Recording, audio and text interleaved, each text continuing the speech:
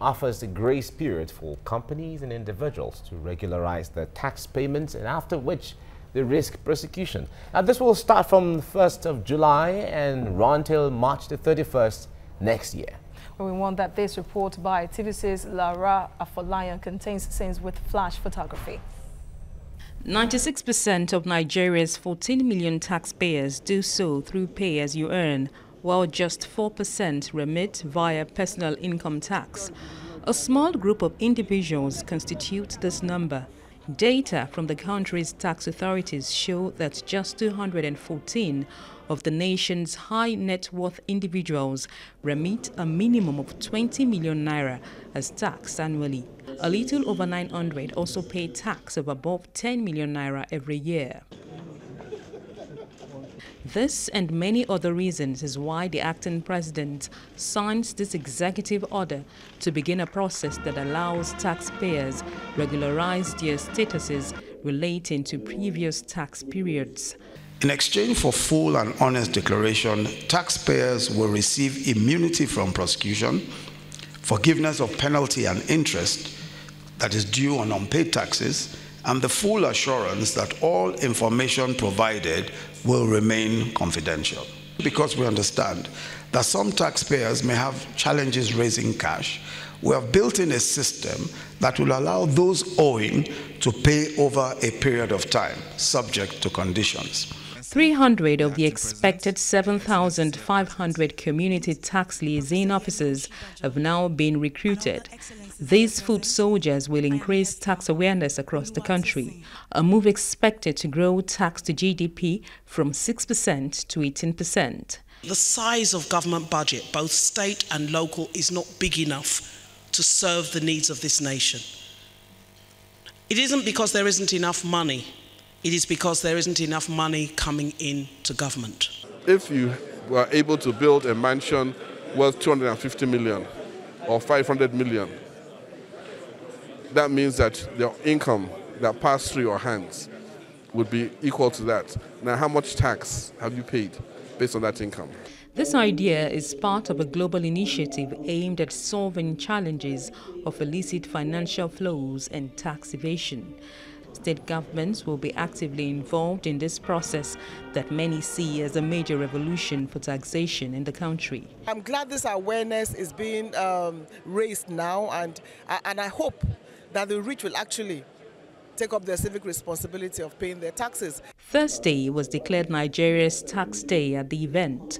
This implies that state governments will henceforth organize tax awareness programs every Thursday. It will aid the scheme's effectiveness and help Nigeria's economically active population see tax remittance as their duty to the nation. Lara Afolayan, TVC News, Abuja.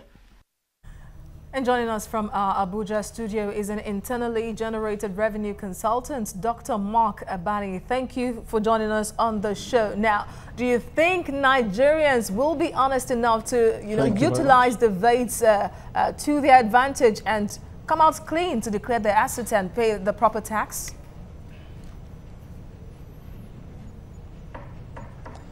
Sorry, could you repeat that, please? You think Nigerians would be honest enough, those that are affected, according to the government now, that are evading tax some sort or not even coming out clean to declare full profit to pay the proper tax? Do you think they will key into the VATs? I think it will feed in, and I think it will work. A lot of people do want to pay their tax, but a lot of people are scared to come forward because of penalties, because of interests, because this has not really been on the front burner for a long time. So taking this opportunity of this amnesty, I think will encourage a lot of people to come forward. All right, Dr. Bani, let me ask it. Nigeria's tax to GDP ratio is one of the lowest in the world, with just about 6%. If you compare that to India, the figures I have here, India has about 16%, Ghana has about 15.9%, South Africa has 29%, and in other countries we have between 32% and 35%. Now, when it even comes to the structure of tax issues in Nigeria, does Nigeria really have the right structure to get and collect tax? Yes, Nigeria has got the right system, the right structure to collect tax. The issue around taxation is less the framework, the legal framework, and it's more about the engagement.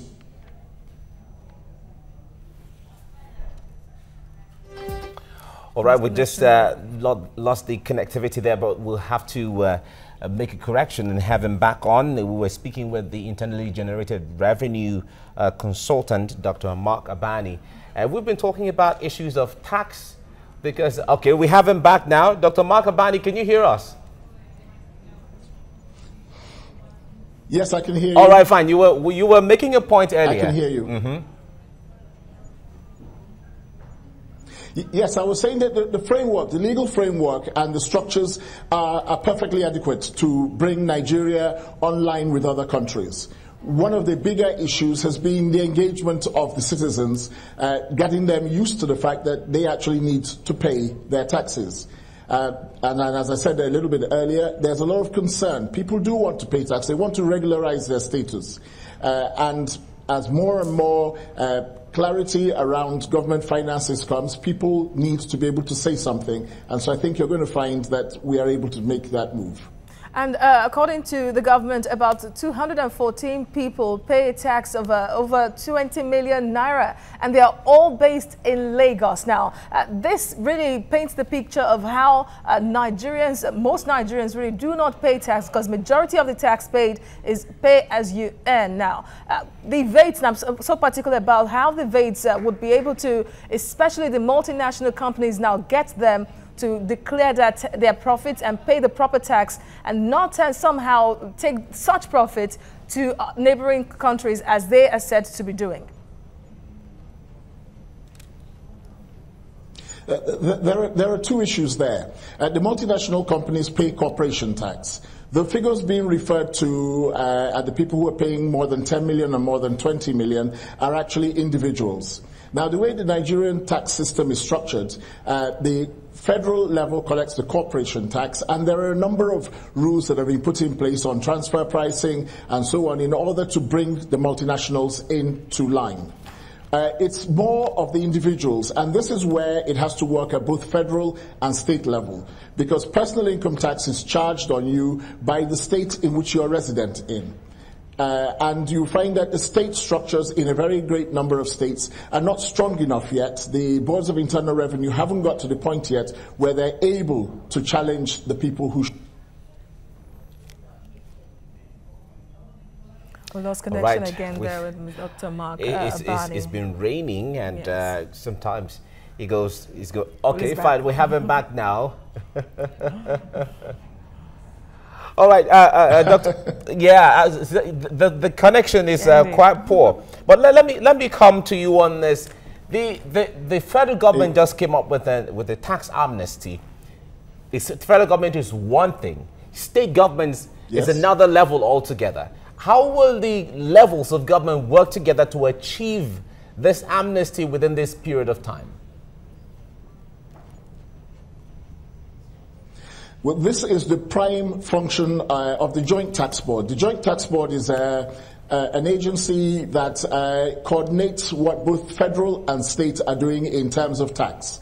So before this amnesty was announced, all of the state chairmen of all of the various boards were all invited to a meeting, and the process is being explained to everybody. It's also been explained to the governors, because some of these people who are not paying their tax are very powerful people. And so you need to start with the political will right from the top, which has been exhibited by the vice president, the acting president, and which should now be also mirrored at state level. The structures can then start to work properly when people find out that they cannot really escape. Questions need to be asked. How come you have got this amount of property and yet you're still not paying any appreciable tax?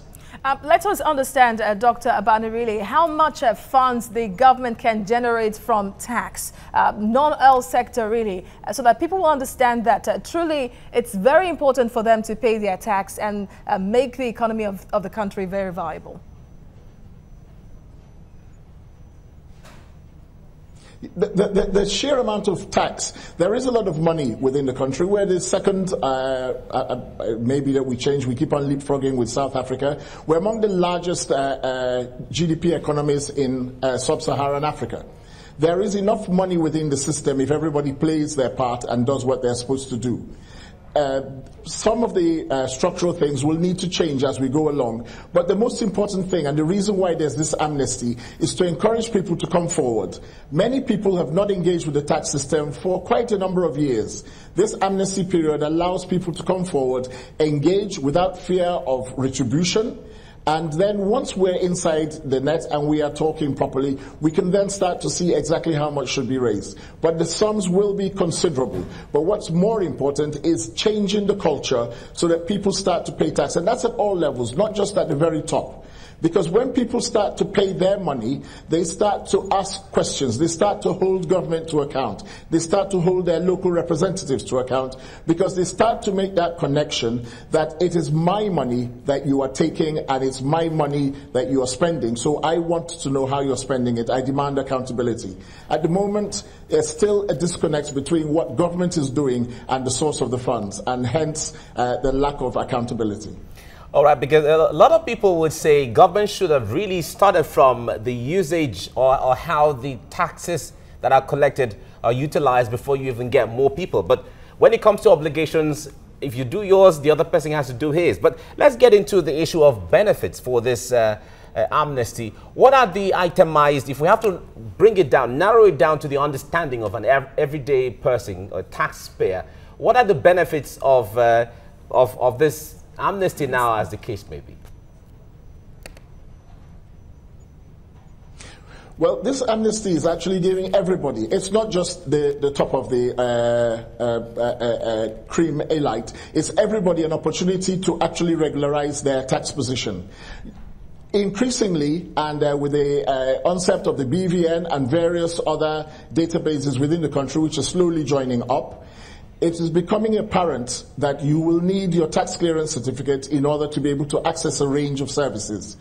So it becomes more and more important that you have your tax clearance certificate. And you can only have a tax clearance certificate if you have actually paid some tax. They also, when you have to start paying those taxes, you now start to demand that accountability. It's a question of a chicken and egg. People say we need to see the money in action before we give money, but at the same time, we also need to put the money in order to be able to do it. It's unfortunate it's coming at a time when we have had lots of opportunities to spend our money wisely, but now we need to be shareholders. We need to be part of that society. We need to be part of taking things forward. After this amnesty is over, and I'm sure there will be a severe crackdown on those who haven't, so I would urge people to actually take advantage of this amnesty, then we will also start to be able to ask for additional benefits. At certain levels of tax, should you, for instance, get NHIS treatment as part of your benefits? But indeed, those questions can't really be addressed until we have got the fundamentals right. Well, the Finance Minister has promised that gradual updates will be made on monies got through the tax of institutions and people accordingly very soon. So, but many have said that there is need for a proper capacity building now to make any form of tax compliance viable, be it from FIRS to all other state revenue services in the country. You believe so? And how should that even be worked?